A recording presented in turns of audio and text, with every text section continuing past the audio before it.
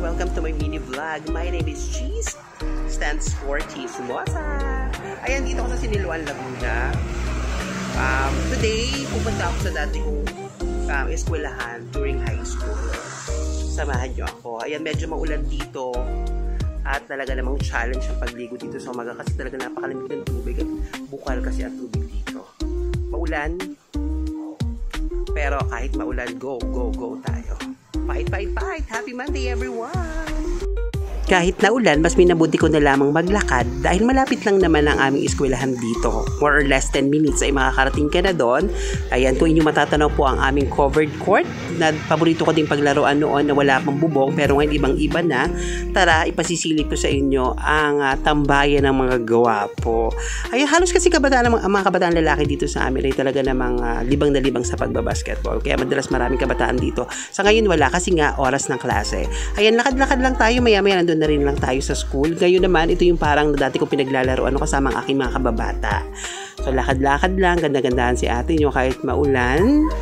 At sira yung payong na gamit ko dyan.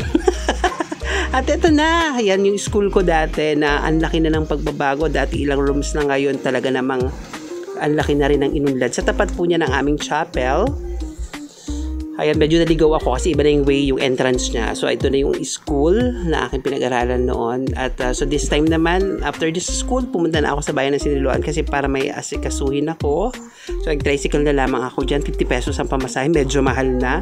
Ito na po ako sa bayan ng Siniloan. Kung makikita nyo talagang, ayan, ang dami ng bagong establishment na talagang malaki na ang inunlad ng bayang ito. So, naalala ko nung college ako, nag-jeep kami from Barangay Kapatalan papunta dito sa bayan. And then, sakay kami tricycle para makarating sa Laguna State Polytechnic University. So after this, pumunta naman ako nitong hapon sa Santa Cruz, Laguna, sa Kapitolyo para makipag-date. Chareng! Ay, may nasikaso din ako dyan. So, lakad-lakad lang tayo. Ayan, ganda-gandahan pa rin ako dyan. Kahit hapon na assembly na. Ayan, so this time, mas minabuti ko na umuwi at hapon na mag-alas 5 na. So, medyo malayo talaga ang biyahe. Ilang bayan pandadaanan bago ako makauwi. From Santa Cruz, Pagsanghan, Lumban, Kalayaan, Paite, Pakil, Pangil, Siniloan, and then Fami. At bago ako makauwi, ayun yung way is papuntang Infanta. So medyo malayo. So yan na po muna mga Maray. Bye-bye for now. Thank you for watching. Bye!